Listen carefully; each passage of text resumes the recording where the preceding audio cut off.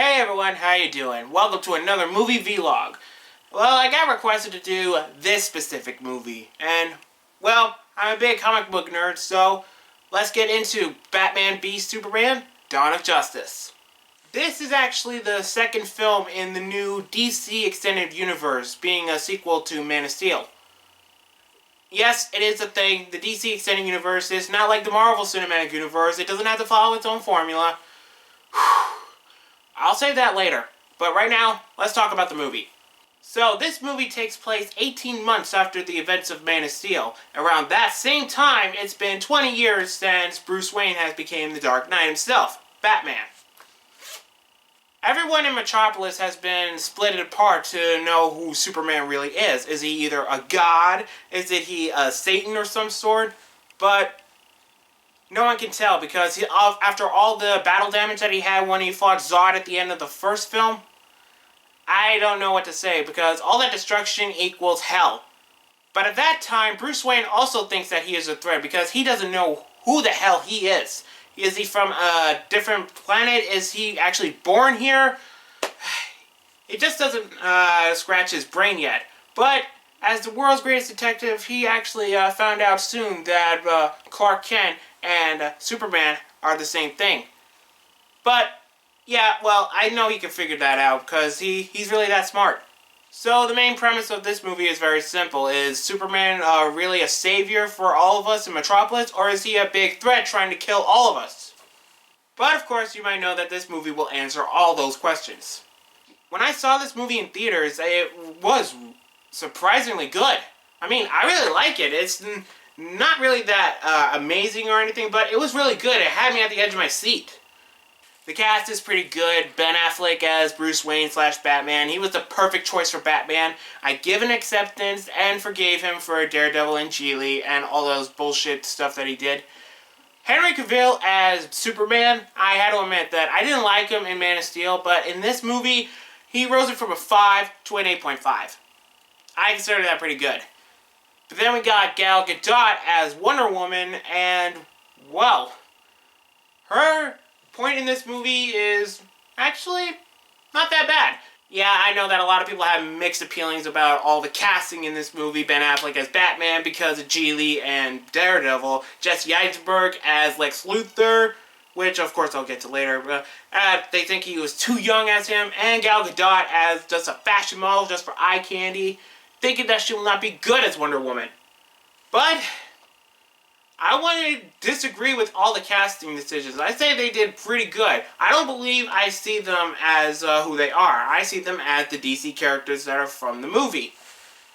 But then we get to Jesse Eisenberg as Lex Luthor, and holy shit, I don't see Jesse Eisenberg in that role. All I see is Lex Luthor. That's what I'm talking about. And I had to admit that it's a really good decision. And his acting might be over the top, but I really enjoyed it. Now, you can't have a superhero movie without any superhero fight scenes. We got the opening fight scene. Superman took that one, and it was just a trick. And I don't admit that's pretty interesting. And it's really cool in the desert. But with Batman, oh boy. This is way better than the Christopher Nolan trilogy.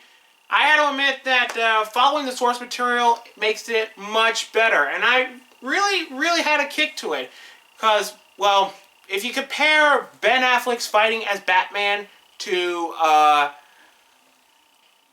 Christian Bale's, I would say that Ben Affleck is much better. I mean, I think he's actually at the same qualities as what Michael Keaton did back when he was Batman. I'm not saying about that, but Ben Affleck did really good. It was top notch. I like it.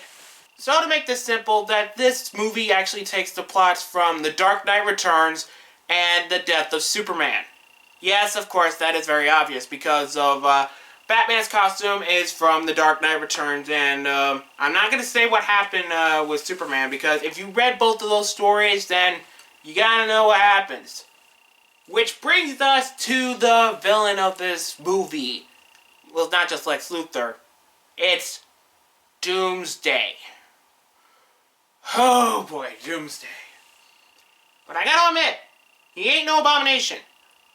I had to admit that they brought Doomsday into the DC Extended Universe, and I really like the design. I really like it. He looks just like what he is in the comics. But, again, I'm not going to spoil this, but if you read The Death of Superman, you will know what will happen. I'm not going to say anything else. And, of course, this is called Batman vs. Superman, because, the trailers don't lie. You have to have Batman and Superman fight.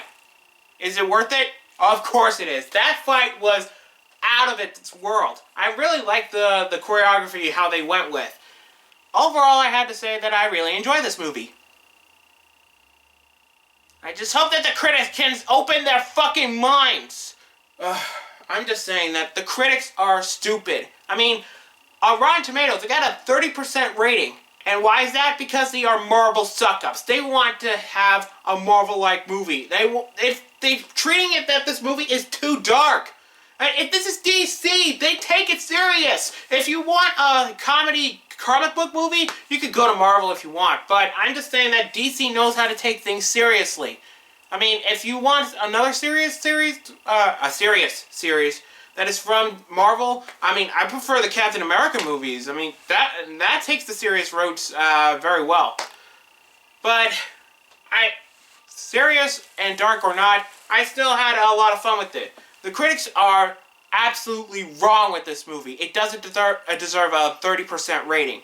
It deserves either a 70 or an 80. That's what I'm saying. Giving it a 30 because it doesn't have the Marvel formula. This makes no sense! All I'm saying is that DC and Marvel have their own formulas. They can't have the same one.